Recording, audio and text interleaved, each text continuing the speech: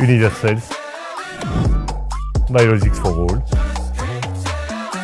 Hugues, José, bonjour. Écoutez, je suis ravi de faire votre connaissance. Je suis d'autant plus ravi qu'une entreprise comme la vôtre, qui est une entreprise très sérieuse. Donc merci d'avoir accepté de passer sur la chaîne YouTube Entreprendre et Vivre. Abonnez-vous d'ailleurs. Est-ce que tu peux, Hugues, en 2-3 phrases, dire un peu c'est quoi Universel? On rend les médicaments biologiques accessibles à tout le monde.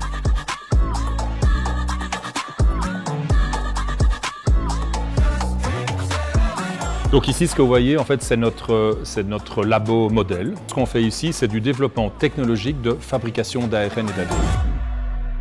On est chez Quantum, site de développement et de production d'équipements à destination de la production de biologique. Tu me disais tout à l'heure que le chemin classique, c'est 12,50 millions d'euros. Après, tu m'as dit que si tu veux fabriquer 350 millions de doses, alors ça revenait entre 30 et 40 millions. Ouais. Là, tu es à 100 millions et tu le vends pour 1 million d'euros.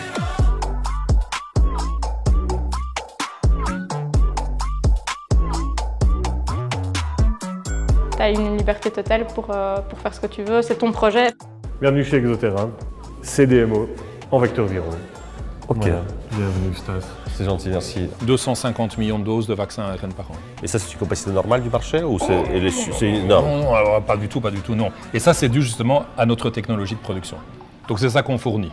D'accord. En fait, c'est une forte diminution de la barrière à l'entrée. Demain, il y a Covid-3 qui arrive. Il faut combien de temps pour produire un nouveau vaccin?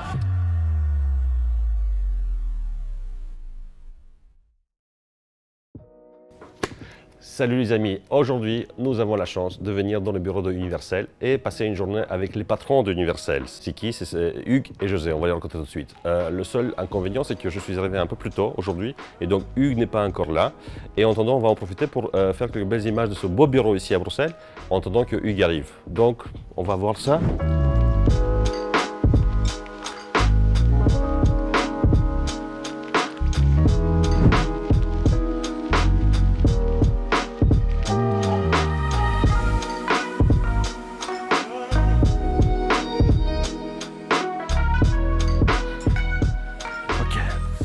J'attends Hugues.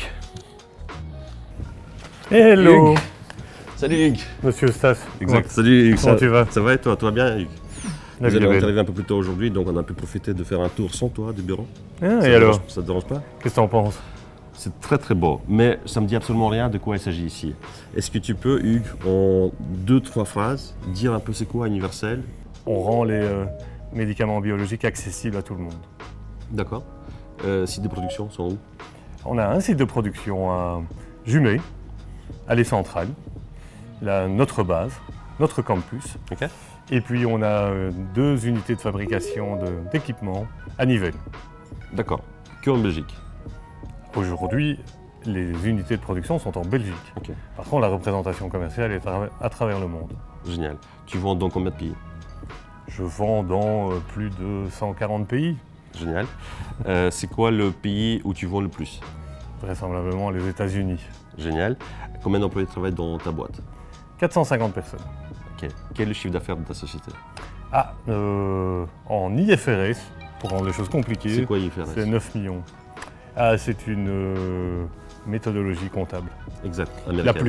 plus vache. La plus vache, ok. Parce qu'il y a plusieurs normes Celle qui est comptables. la plus conservatrice. C'est Si l'américaine. tu veux savoir ce que notre activité génère, on est plutôt aux alentours de 25 millions. 25 millions d'euros Oui, par an. tout à fait. Ok. Ici, donc, à Bruxelles, il y a quoi? Qu'est-ce qu'il y a dans ce bureau-là? C'est le siège administratif, je dirais, et commercial. Ici. Et les finances sont ici aussi ou pas? Et les finances sont partout, l'argent est partout. D'accord, ok, génial.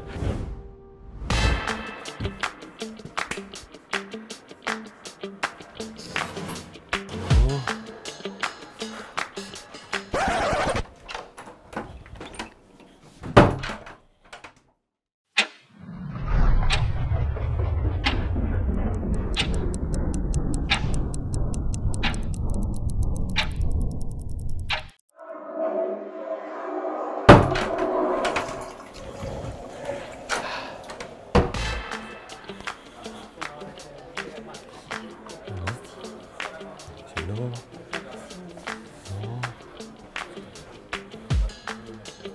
Ici, non plus. Là, peut-être. Non. Le big boss est là. Oui, José. Ah, Stas, salut. José, enchanté. Hein.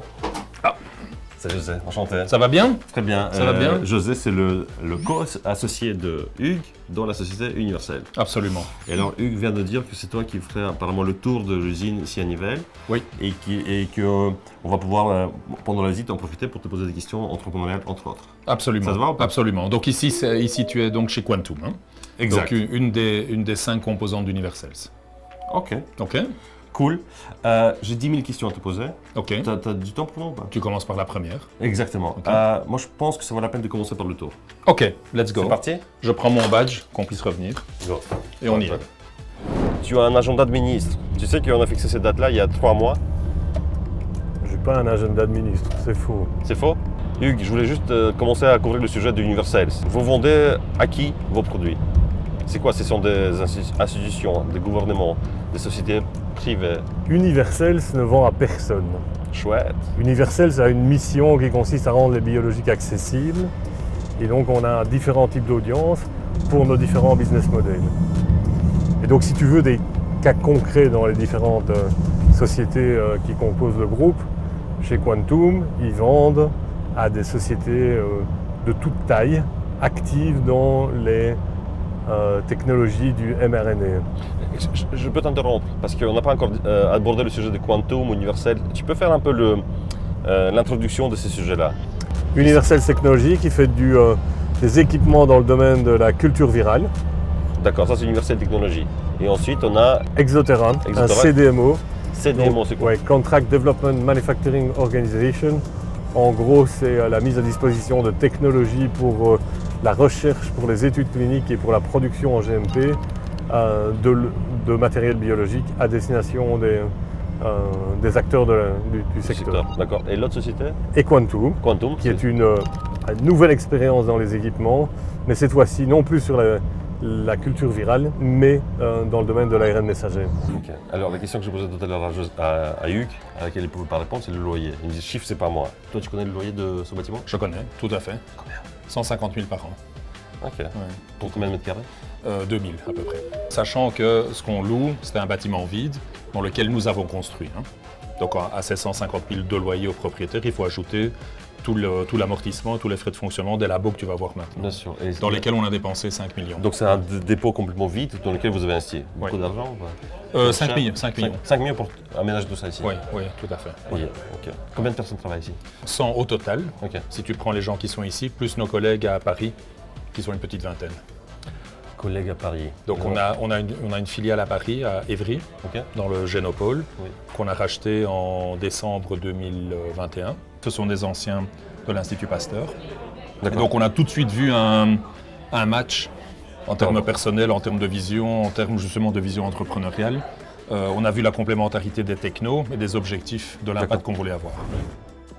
Hugues, José, bonjour. Écoutez, je suis ravi de faire votre connaissance. Je suis d'autant plus ravi qu'une entreprise comme la vôtre, qui est une entreprise très sérieuse, parce que toutes les photos que j'ai vues jusqu'à présent sur Internet parlaient de vous, où vous voyez des vrais entrepreneurs très sérieux.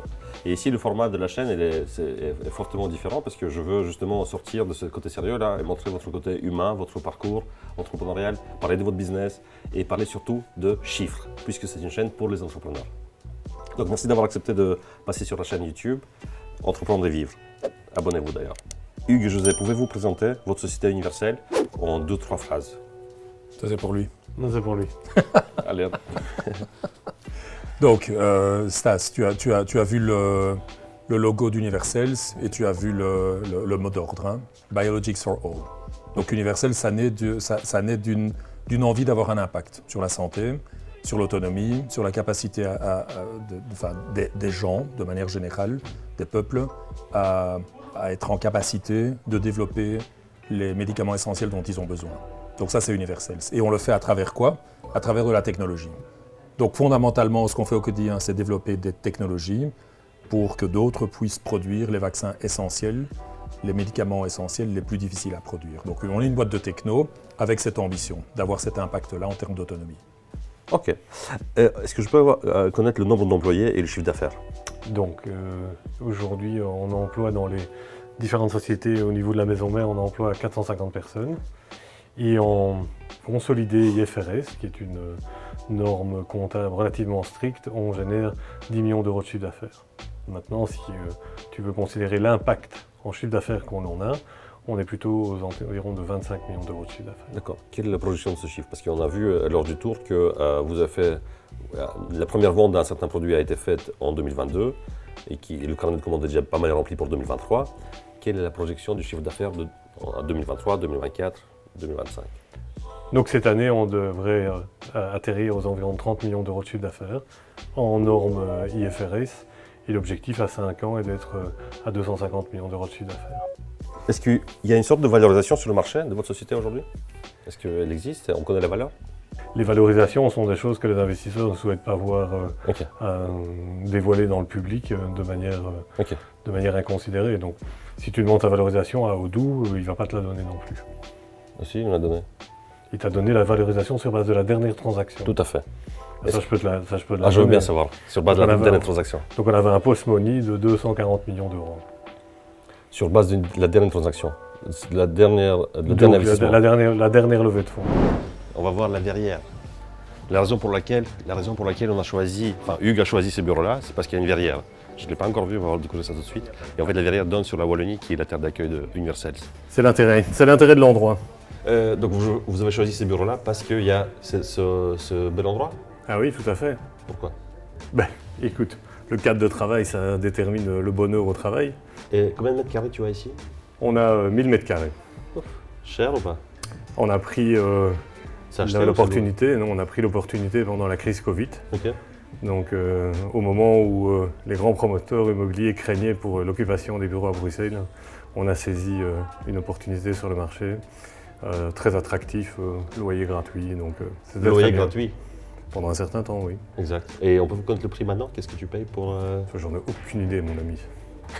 Le patron qui ne connaît pas le loyer qu'il paye pour ses bureaux. Pas mal. L'astuce entrepreneuriale que je retiens d'ici, c'est qu'il faut, même avec quand vous négociez des contrats importants pour la location, ça vaut la peine de négocier et ça peut même monter jusqu'à 18 mois de location gratuite. Parce qu'en fonction de votre réputation, ça va de soi. Juste pas. Et aussi l'investissement qu'on y a mis. Hein. Combien? Secret d'État. Ça ne veut pas dire que tu vas changer les codes dans le monde si tu vis dans le même immeuble que les monopoleurs, que les grandes industries. Non. C'est pas possible. C'est incohérent. Il faut que tu changes de stratégie.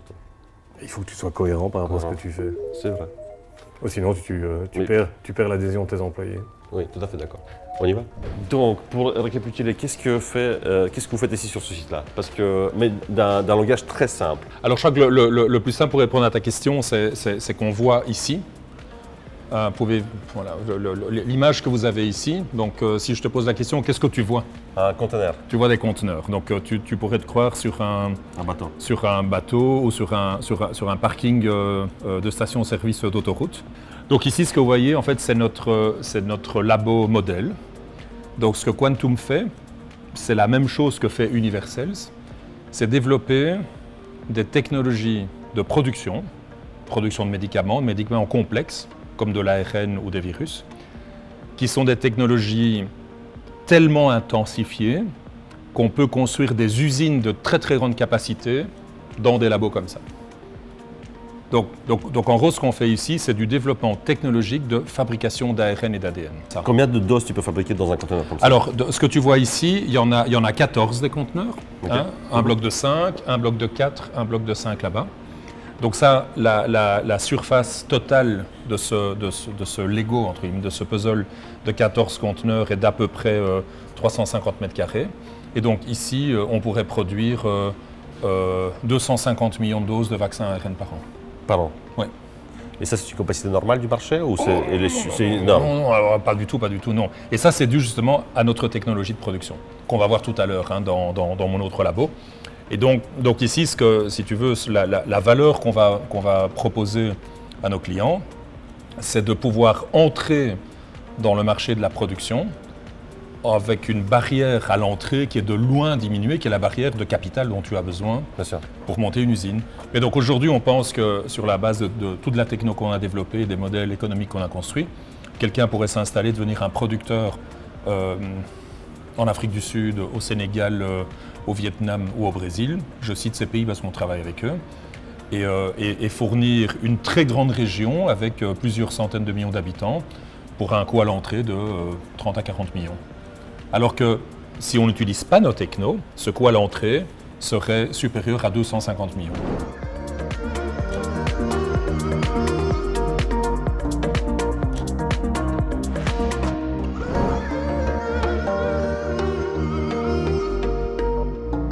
Donc l'idée est venue par exemple de José qui est venu avec un produit qui pourrait potentiellement... Non. Non. Ça, ce que je disais, en fait, le produit ou la techno, c'est le moyen, c'est pas l'objectif. Bien sûr, c'est ça. Il y avait l'objectif qui a été fixé par vous deux, par exemple, changer le monde. Oui, tout à fait. Ouais. Tu vois, c'est la question comme on l'a débatté précédemment, c'est pourquoi est-ce que le Sénégal ne produit pas de vaccin? Pourquoi est-ce que, je sais pas moi, l'Équateur, pays très bien développé en Amérique du Sud, pourquoi il ne produit pas de vaccin? Et en fait, c'est une question d'accès. Et en fait, c'est ça qui nous a, depuis des années, dit, mais enfin, pourquoi? Et est-ce que ce serait mieux si c'était le cas? On pense que la réponse est oui. Puis on s'est dit, on a envie de contribuer. Et quels sont les moyens à notre disposition? Les moyens à notre disposition, c'était le développement technologique.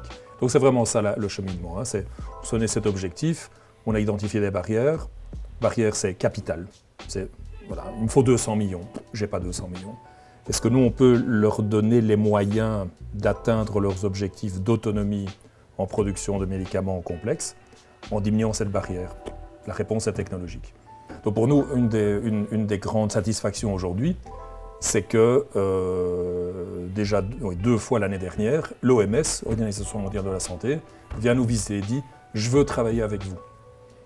Alors évidemment, je vais vendre des technologies, je vais faire du chiffre d'affaires, évidemment, c'est une boîte. Mais là, quelle est la satisfaction? Pourquoi est-ce que l'OMS n'est pas allé ailleurs? On n'est pas les seuls au monde. Pourquoi ils ne sont pas allés ailleurs? Est-ce que c'est la techno? Oui, mais pas seulement. Et je dirais même que la techno, ça n'est pas leur motivation première. Leur motivation première, c'est que nous avons les mêmes objectifs qu'eux. Okay. Et donc c'est vraiment ça qui nous motive. Qui vous propulse un petit peu. Exactement, ouais. Ok, d'accord. La société a été créée en 2013. Et il vous a fallu combien de temps pour, je dirais, la première vente? Première vente Ça, il nous a fallu 6 ans. 6 ans. Comment vous avez existé pendant 6 ans? Sur quel fond? Donc nous évoluons dans un secteur qui vient de découvrir sur les 15 dernières années le capital à risque. Donc la capacité à lever des fonds sur base d'un projet. Et donc on a d'abord proposé notre expertise, notre vision au marché. Et le premier contact qu'on a eu concret, qui est une espèce de vente, en tous les cas dans le domaine, c'est-à-dire si vendre consiste à avoir un projet et recevoir de l'argent, la première vente date de 2015, parce que là on a vendu un développement de procédé qui avait un disruptif, pour lequel on a fait du chiffre d'affaires avec Takeda, et puis un investissement corrélatif qui nous a permis effectivement de survivre les 3 premières années.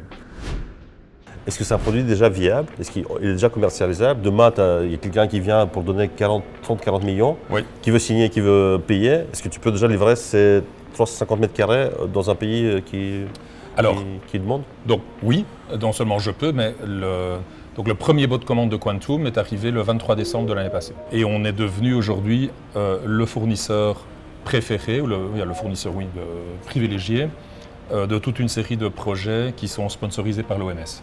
Les vaccins de Covid ont été fabriqués par qui? À l'ancienne ou à la nouvelle technologie? À l'ancienne, hein, donc évidemment. tu as arrêté la vague? Mais oui, évidemment, parce qu'en fait, pourquoi est-ce qu'on a décidé de faire ça? Parce qu'on a vu qu'il y avait un besoin. Donc forcément, on est arrivé pendant. Donc on n'était pas à temps pour la fabrication en masse des vaccins Covid. Par contre, la raison pour laquelle on pense qu'on arrive à temps, je vais expliquer ce que j'entends par là, c'est que la pandémie de coronavirus a eu, je dirais, plusieurs effets positifs. Alors c'est un désastre. Humainement, c'est un désastre. C'est un désastre. Et donc, ceci dit, de toute expérience désastreuse, il faut apprendre. Donc, qu'est-ce que ça a eu comme effet positif? Le tout premier, c'est la prise de conscience qu'il faut être prêt. Juste. Et donc, je pense que très souvent, les gens, si tu vois ça même à niveau individuel et à niveau privé, quand est-ce que les gens installent une alarme? C'est après s'être fait cambrioler la première fois. Donc ici, il y a aujourd'hui une forte prise de conscience qu'il faut être prêt.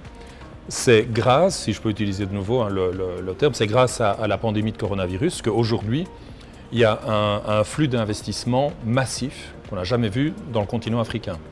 Parce qu'il y a des gouvernants qui disent on ne peut pas répéter cette histoire. On doit investir. Pour avoir nos propres labos et production sur place. Exactement. Donc on doit développer de l'autonomie.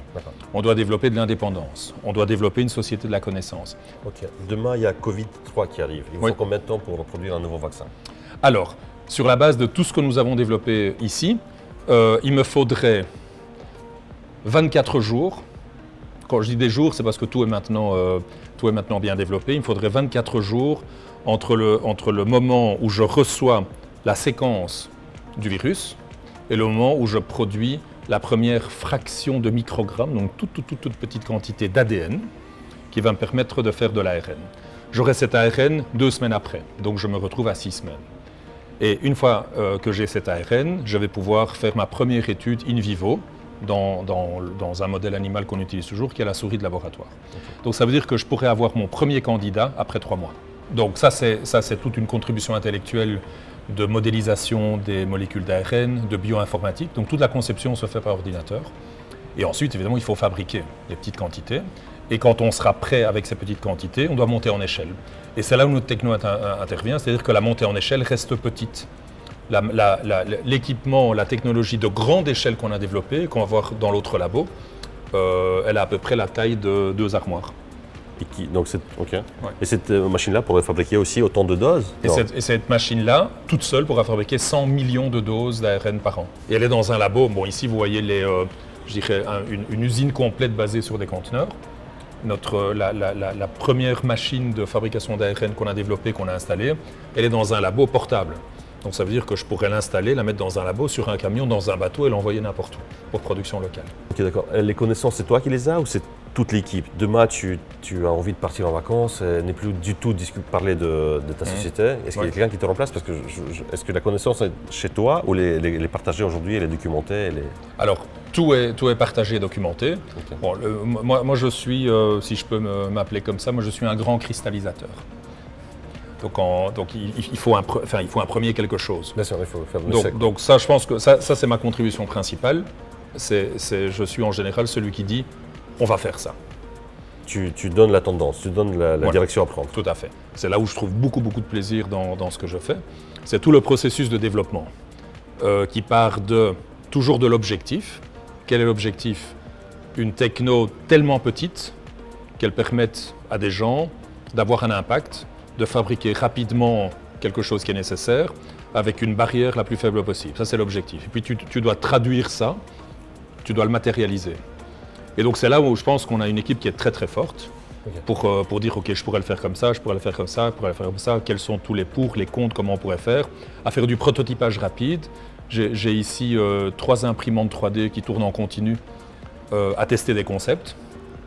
Dans les labos ici, on a une autre équipe qui ensuite les met en œuvre, les utilise pour fabriquer de l'ARN, pour tester l'ARN, et tout ça travaille, donc c'est un gros challenge, c'est très excitant. On a une équipe dans laquelle tu as des ingénieurs mécaniciens, des biologistes moléculaires, des bioinformaticiens, des spécialistes en biotechnologie, des spécialistes en analytique, et tout ça, en fait, le plus gros challenge qu'il y a, en fait, c'est une plateforme commune de vocabulaire, c'est que les gens se comprennent. C'est très important. La Gates Foundation, ils investissent avec un contrepartie, ils prennent des actions? C'est une levée de fonds ou pas? Non, donc la Gates Foundation, c'est ce qu'on appelle dans notre métier du non-dilutif. C'est du funding non dilutif, c'est-à-dire qu'ils ont des autres objectifs que l'objectif purement financier. Donc tu peux avoir du non dilutif venant des autorités régionales qui te donnent des subsides pour développer l'économie de la connaissance dans la région spécifique, Wallonie, Bruxelles ou Flandre.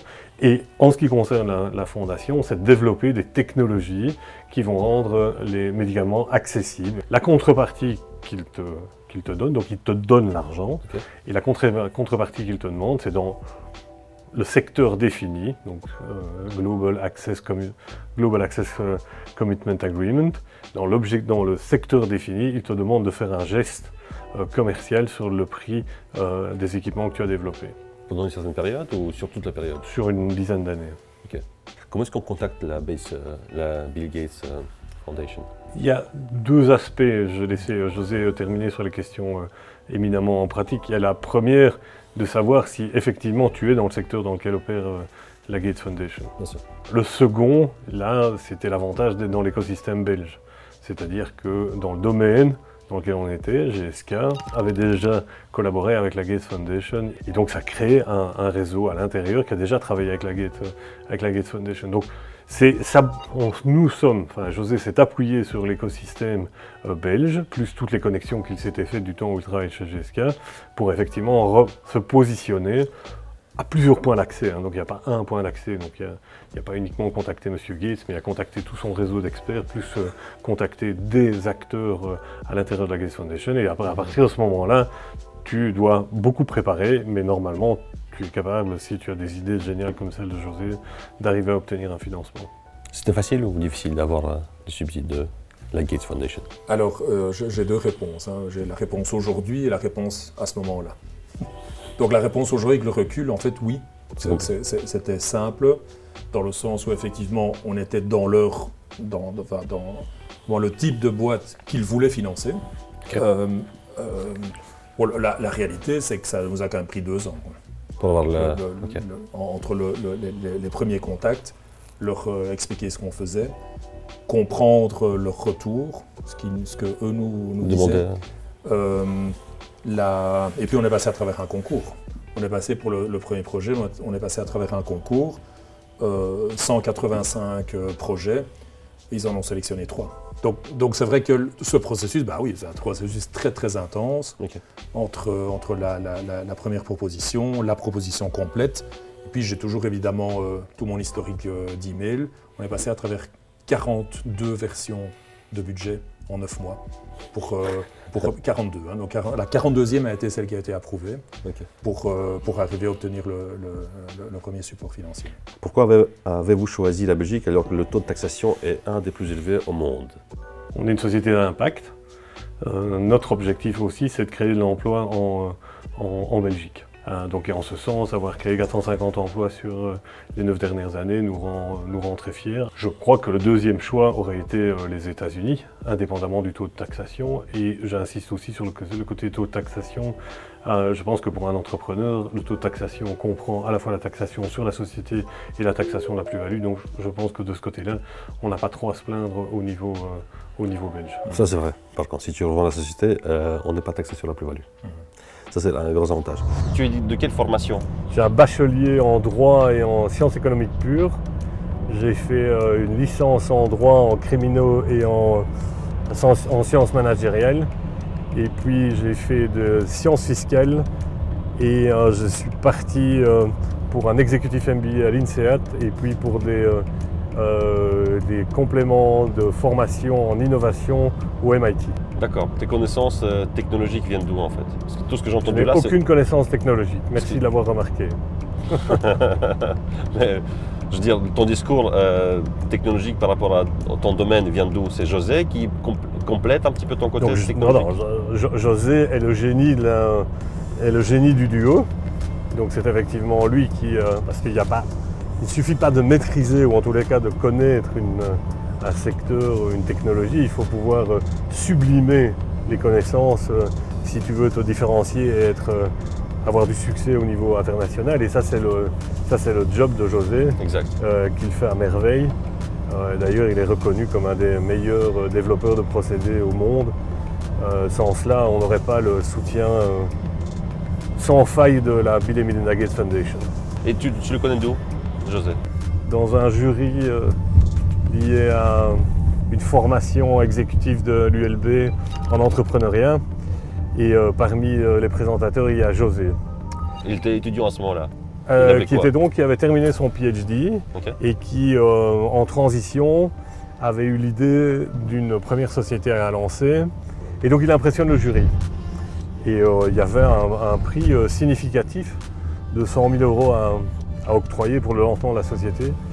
Et donc il gagne ce prix à l'unanimité, moins une voix. Qui était la tienne? Non. Et qui était évidemment la mienne. Sérieux quoi? Oui, non. T'as voté contre? Non, tu blagues? Non, pas du tout. Parce que mon avis donné au jury était messieurs, vous êtes fait bluffer par les capacités exceptionnelles de communication de M. Castillo, mais je pense qu'aucun de vous n'a vraiment prêté attention à ce qu'il voulait vraiment faire. Et donc, il est venu me voir 3-4 fois, ou non 3 fois, en me demandant mais pourquoi? Que dois-je faire? Et là, je lui ai dit, écoute, je pense que lancer une société de consultance à ton âge, tu risques d'être grillé après 2 ou 3 ans parce que les gens vont exploiter ton savoir et ne t'autoriseront plus à régénérer ce savoir. Et donc, je pense qu'avec le génie que tu as, tu devrais identifier un problème dans l'industrie et revenir avec une solution ou un produit. Parce que le produit, c'est vraiment un endroit où tu peux accumuler ton génie et vraiment générer de la valeur. Convertir par la de la suite. valeur. Et donc, 6 ans plus tard, au mois de juillet 2004, j'ai reçu un coup de fil où effectivement José me disait j'ai réfléchi, j'ai travaillé 6 ans chez GSK, j'ai maintenant le couple problème-solution et je pense que ça vaut la peine de lancer une société sur cette base. Et pour la faire courte, c'est ce qu'on a fait. Et donc on a lancé notre première entreprise ensemble en 2005 qui s'appelait Artedis. Donc c'était la première expérience entrepreneuriale de José. On était sur un business model qu'on ne connaissait pas, donc on a dû tout découvrir. Et quand tu découvres, en général, ça ne se fait pas sans casser les œufs, donc voilà. Comment ça se fait que tu arrives à parler à tous ces gens-là? Tu es de quelle formation? Donc moi je suis de formation curieux. Okay. Donc je peux essayer le masque? Ouais. Oui, tu peux. Pour le plan. Ouais, on continue. Donc je dis ça en plaisant. Donc moi je suis de formation curieux. Donc moi enfant, je voulais être médecin. Puis j'ai voulu travailler sur une plateforme de forage pétrolière. J'ai été jardinier. J'ai donné des cours de maths, j'ai donné des cours de droit. Et de méca? Tu as donné donné des cours de mécanique chez moi à l'UNIF? J'ai été répétiteur avec quelqu'un qui est devenu un très très bon ami. Je lui ai répété ses cours de sociologie, de droit des obligations, de psycho. Et donc tout ce truc, genre, moi, ça me nourrit, quoi. Ça me nourrit. Voilà, un autodidacte alors? Je veux dire, tu n'as pas reçu 6 diplômes? Non, j'ai un seul diplôme d'ingénieur civil, tout à fait. Et donc c'est très utile, évidemment, mais je crois que donc sans vouloir me comparer à Einstein, que ce soit bien clair, mais c'est quelque chose il y a beaucoup de choses qu'il a dites que je trouve très vraies, dont une qui est qu'il n'était pas fondamentalement plus intelligent que le reste de ses collègues humains, qu'il était juste dévoré par la curiosité. Et donc je crois que ça c'est quelque chose qui me caractérise et je crois que c'est ça que moi je suis toujours à la recherche de comment vous faites, qu'est-ce que vous faites, pourquoi vous le faites. Pourquoi vous ne le faites pas différemment? Exactement. Donc tu dis que c'est quelque part un hasard le fait que tu as pu mettre tous ces gens-là ensemble à table, à discuter et à cristalliser, que cette technologie-là est née. Donc tu veux dire que les grands acteurs du marché de vaccins et de médicaments, ils n'ont pas assez de ressources pour faire cela? Non, je pense que nous on n'est évidemment pas développeurs de vaccins, on est développeurs de technologies de production de vaccins, mais je pense qu'on est une société qui est vraiment unique sur le marché en termes de processus de développement et processus d'invention, processus de création. C'est ça. Donc votre valeur de votre société, c'est dans quoi? C'est dans les processus, c'est dans la fabrication et dans la manière de réfléchir et à fabriquer cela. Oui. Mais in fine, on a fait une première plus-value, on a vendu cette société en 2011 et on s'est créé une petite réputation dans le secteur. Et vous avez investi combien d'argent dedans? Oh, c'était une petite centaine de milliers d'euros chacun. Et vous l'avez vendu combien d'années plus tard? On l'a vendu 5 ans plus tard. Pour quel prix? En millions d'euros. Pas en dizaines de millions d'euros, mais en millions d'euros. Comment ça a été valorisé la société? Ça c'est une question très intéressante parce que c'est une question qui illustre bien le caractère aléatoire de ces exercices de valorisation. Alors je m'explique, ceux qui nous ont rachetés ont fait une très bonne affaire. Et donc on a réussi à déployer le potentiel du produit. Ce qui était très amusant par contre, pour revenir à ta question de comment est-ce que ça a été valorisé, c'est qu'on a on actualisait des cash flows futurs, vu que la société n'était pas rentable. On vend sur une base de promesses futures un portefeuille de produits. Et alors ce qui est très amusant, c'est que le portefeuille de produits qui a été à la base du succès industriel de la société qui a acquis nos deux produits, n'était pas celui qui faisait l'objet de la plus grosse discussion. Donc le produit qui intéressait vraiment la société n'a jamais percé. Donc ça c'est très amusant de se rendre compte que quand on fait de la tech comme ça, rien n'est inscrit dans les astres et rien n'est définitif. Hein. Donc il y a toujours une part d'aléatoire.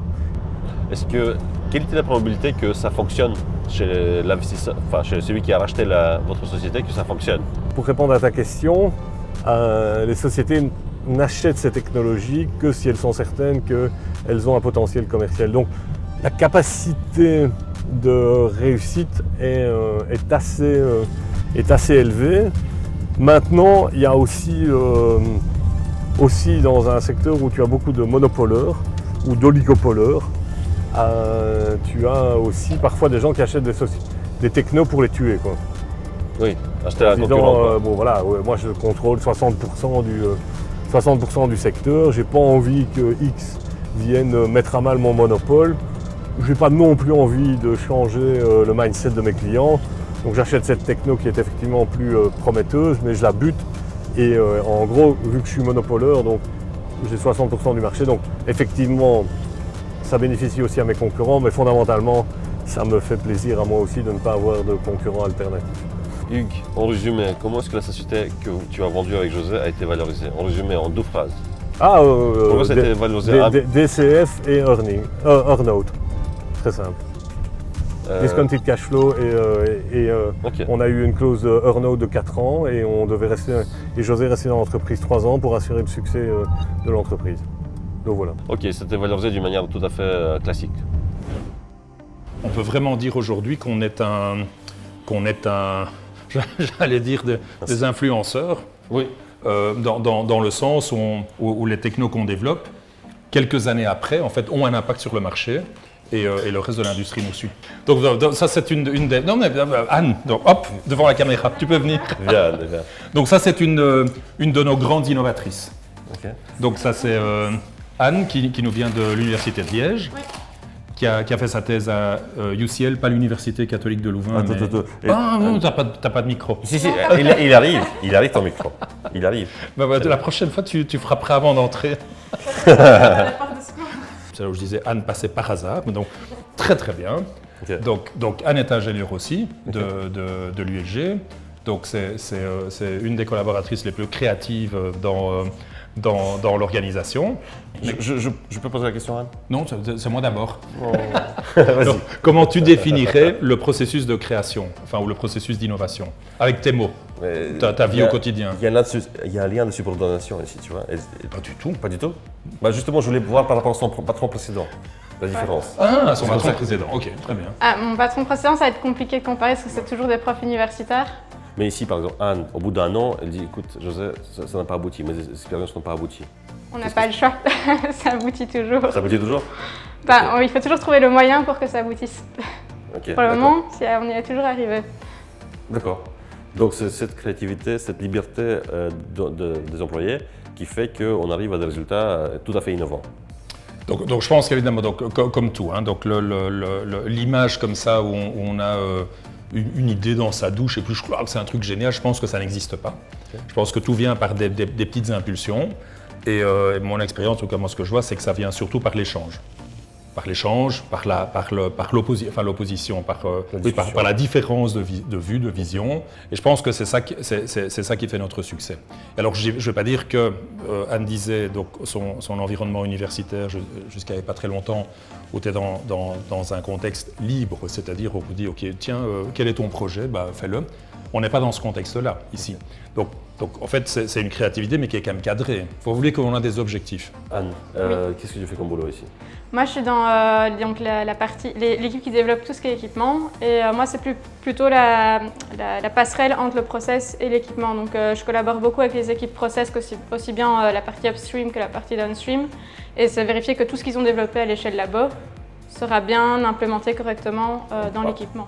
Donc, avec cette manière d'agir ici dans cette société, l'avantage c'est que, ok, tu as créé une technologie maintenant qui fonctionne, tu as déjà vendu à un client premier, mais dans le pipeline, il y a d'autres technologies qui arrivent aussi. Tout à fait. Donc aujourd'hui, il y a Quantum 1, il y a Quantum 2, 3, 4 qui puissent arriver facilement. Tout à fait. Et donc ça, c'est une des difficultés des sociétés comme les nôtres. C'est que bon, c'est un discours que je leur ai redonné il y a 6 mois ou plus, je ne sais plus très bien, en disant « Ok, les amis, maintenant, en fait, on a fonctionné pendant 1 an comme un département d'université.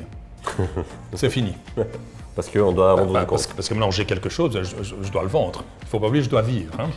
Et donc maintenant, je dois construire, je dois mettre en place tout un processus de production de mes équipements, de vente de mes équipements, d'installation, de maintenance, etc., etc. Donc je dois faire ça. Donc ça veut dire que je passe d'un environnement dans lequel en fait tout le monde faisait du développement à une situation dans laquelle je vais avoir plus de la moitié des gens qui maintenant vont faire de la production. Mais effectivement, si tu fais ça et tu oublies, dans 10 ans tu es mort.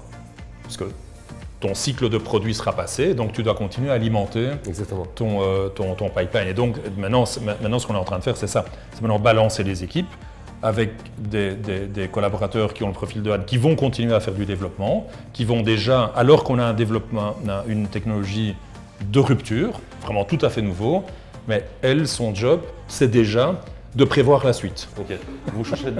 José, vous cherchez d'autres collègues ou pas? Oui. Parce que s'il y a d'autres personnes qui regardent, qui regardent la vidéo et se disent je veux travailler dans la même ambiance que Anne, qui a le sourire sur le visage, José qui a le sourire sur le visage, ils peuvent postuler. Oui, ils doivent postuler, on les attend. Quel est le lien? Sur quel site ils doivent aller? www.quantum.com. Et ensuite, il y a Jobs. Et ensuite, il y a info@quantum.com. Oui. Est-ce que si jamais quelqu'un qui voit la vidéo, qui envoie un email avec le titre « Entreprendre de vivre », est-ce que tu peux lui faire un petit bonus, genre tu l'interviews rapidement ou il parle avec gagnant par rapport à d'autres candidats? Je l'appelle le soir même. Ça, c'est un avantage. S'il laisse son téléphone là, c'est José qui l'appelle lui-même. Exactement. Le soir, exactement. Passer déjà la première stade de l'interview. Tout à fait. Okay. Voilà. Est-ce que tu as envie de rajouter autre chose, Anne? Non, pas. C'est gentil, merci. Merci. Moi, j'ai envie de rajouter autre chose. Abonne-toi sur la chaîne YouTube Entreprendre et vivre. Entreprendre quoi? Entreprendre et vivre. Ok. Sur YouTube. Ça marche? C'est gentil. Merci, Anne.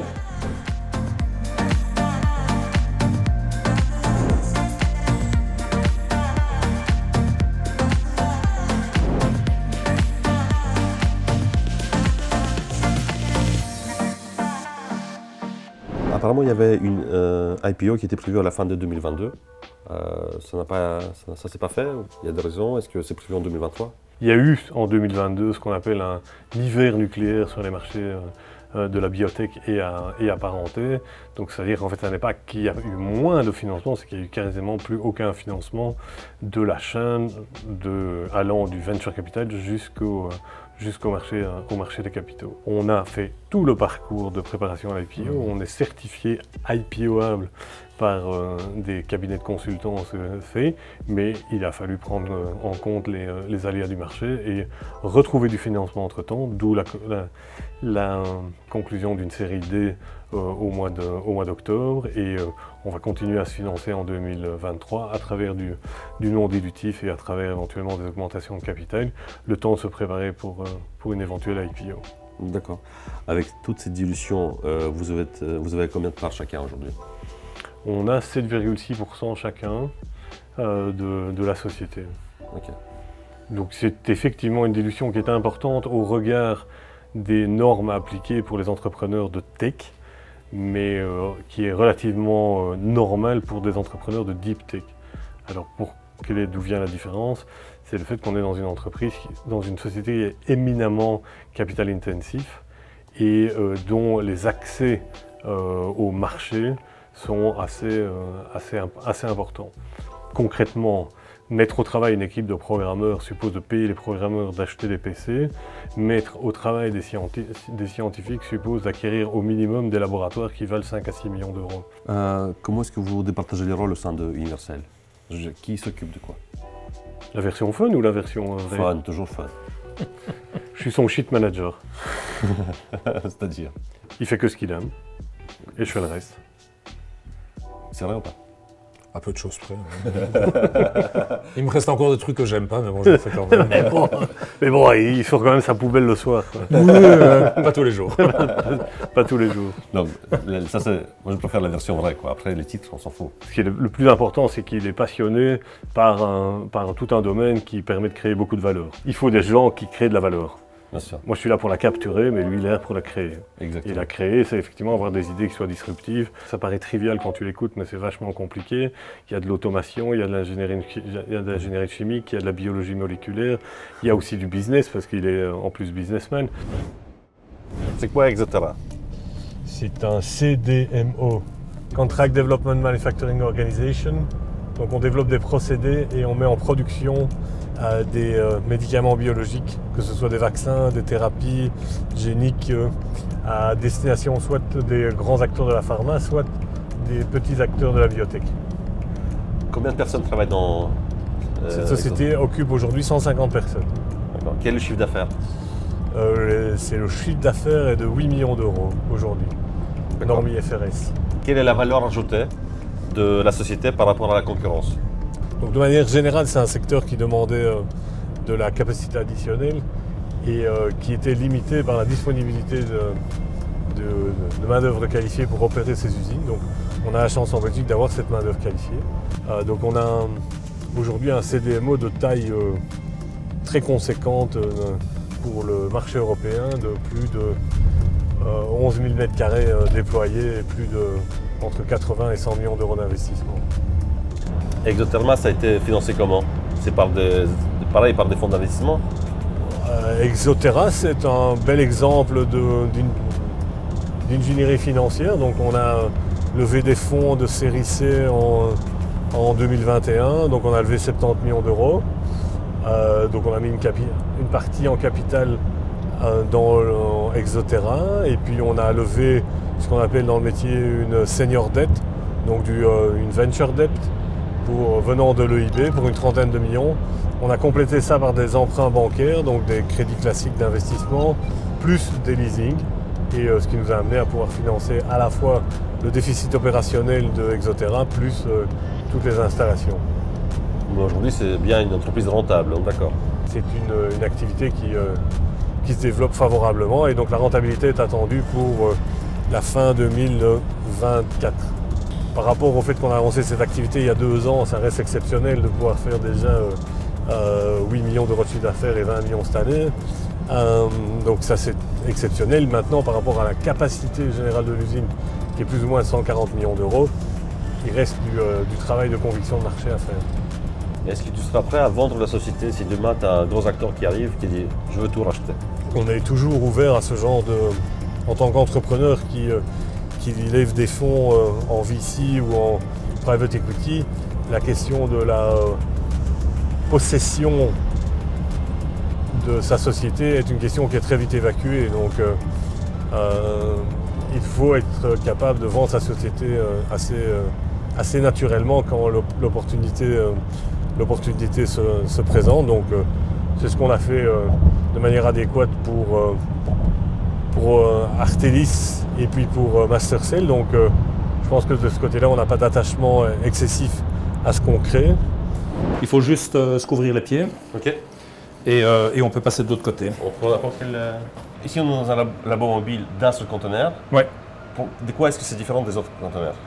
Alors ici, si tu veux, l'objectif est que quelqu'un qui est intéressé dans nos technologies de fabrication d'ARN puisse investir dans un équipement, toute notre méthodologie, tout notre processus de fabrication, qui est en fait ensuite mis en œuvre dans une machine. Ce que vous voyez ici, c'est comme une grosse armoire, à peine 2 mètres carrés au sol, robotique, qui va mettre en œuvre toutes les étapes de fabrication d'ARN, depuis vraiment les molécules chimiques de base, la synthèse de l'ARN et sa purification. Donc cette machine va travailler en continu.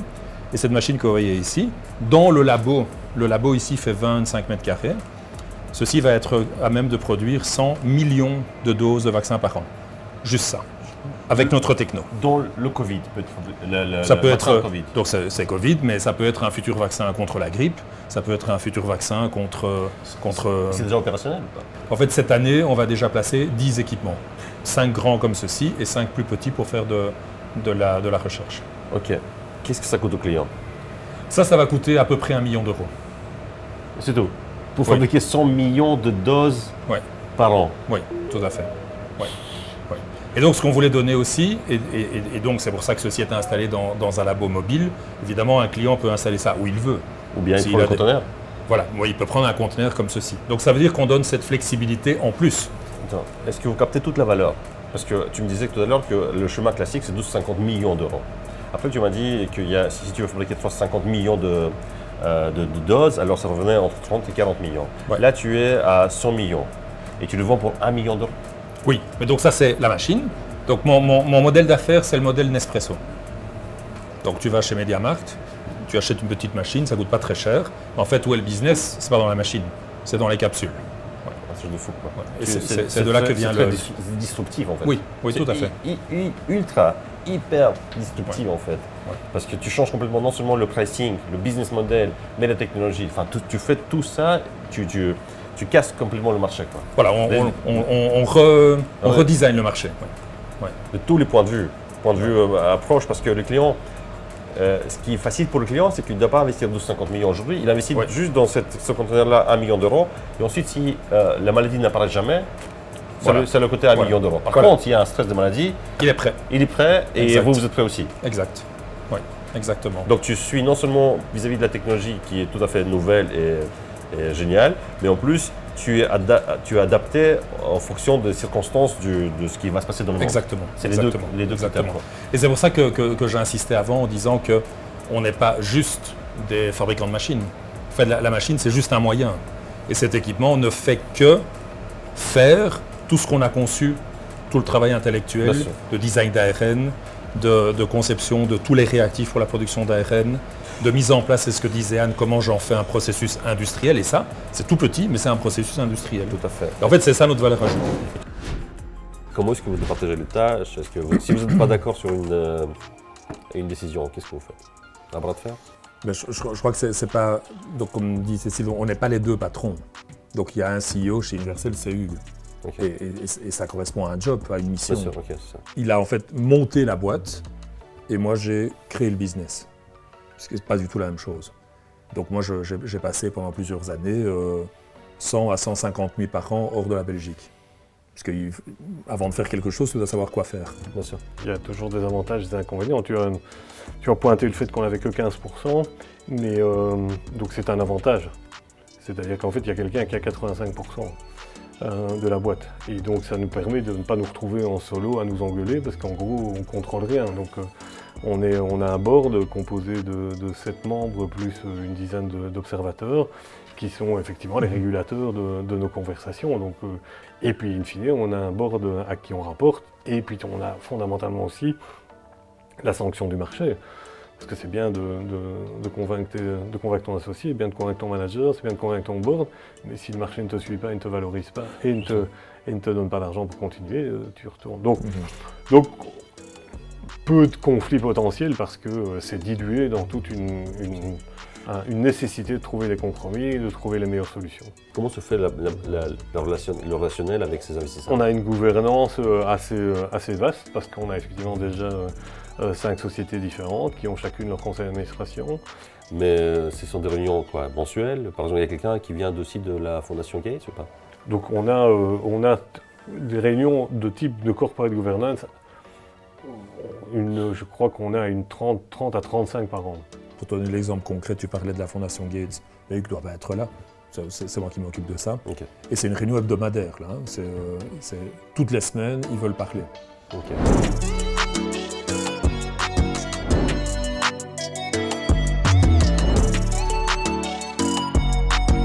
Allez, let's go. C'est parti alors. Oui, c'est par là. Je t'en prie. Voilà. Bienvenue chez Exoterra. Yes. Excellent. On peut fermer les portes? CDMO. En Ok. vecteur viron. Voilà.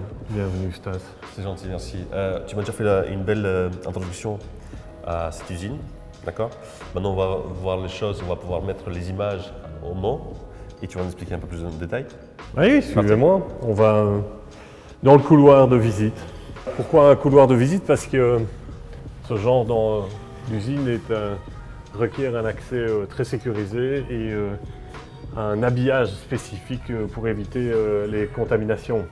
Donc ce couloir a été imaginé pour montrer à nos clients et à nos investisseurs la réalité des opérations qui se font à l'intérieur de l'usine.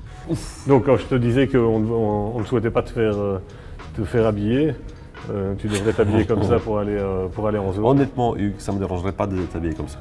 Donc ici, à cette usine-là, ce que vous faites, c'est que vous développez des processus afin d'industrialiser la fabrication par la suite. Oui, tout à fait. C'est bien ça. On le fait pour compte de tiers, soit des petites sociétés, soit des sociétés plus établies. Okay. Si tu fais une comparaison, Foxconn est toujours le producteur d'iPhone. Donc iPhone vient avec ses spécifications, vient avec le design de son produit. Et puis à un moment, il demande à des gens comme Foxconn de savoir est-ce que c'est possible, c'est faisable, comment est-ce qu'on peut le faire le plus petit.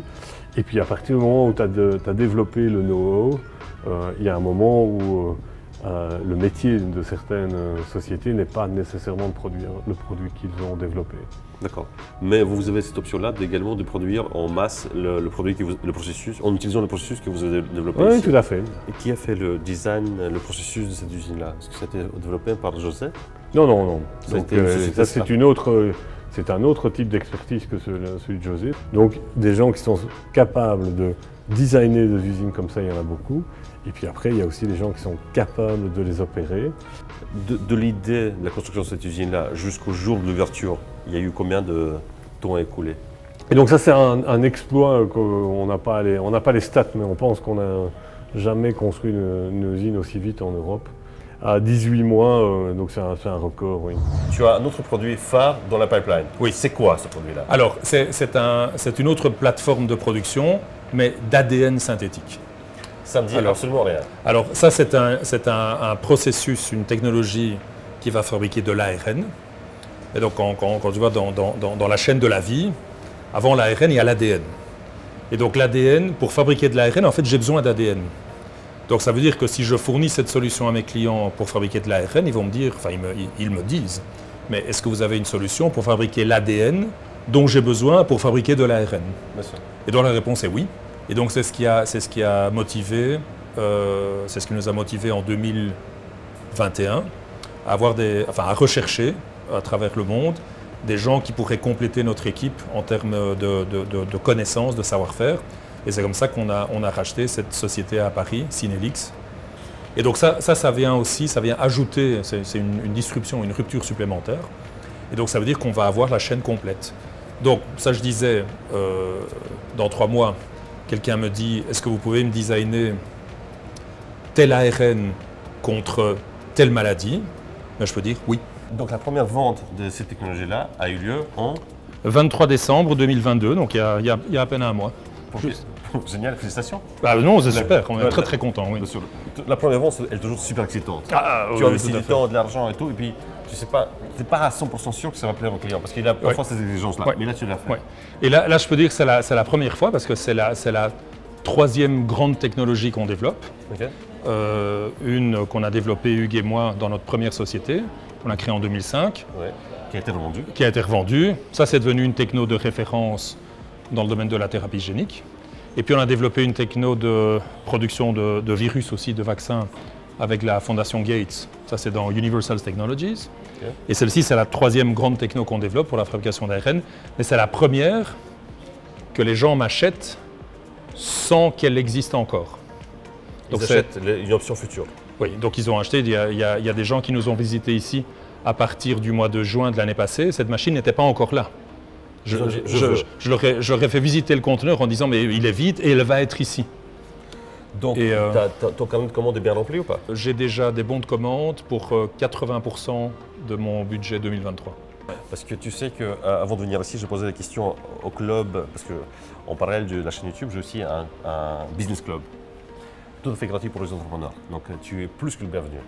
À voir si tu as un intérêt. Et alors je pose la question, écoutez les gars, je vais interviewer les patrons de Universal et tout ce qui est les sociétés sœurs. Il m'a dit, voici la liste des questions. Ils m'ont sorti la liste des questions. Une des questions, vous êtes toujours en perte. Oui. Est-ce que c'est rentable votre business finalement ou pas? Bah, tu m'as répondu à la question puisque la première vente a eu lieu en 23 décembre 2022.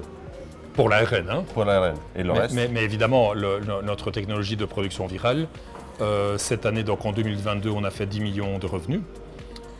Et notre autre unité que tu vas visiter avec Hugues à Jumet, elle a fait 7 millions en 2022.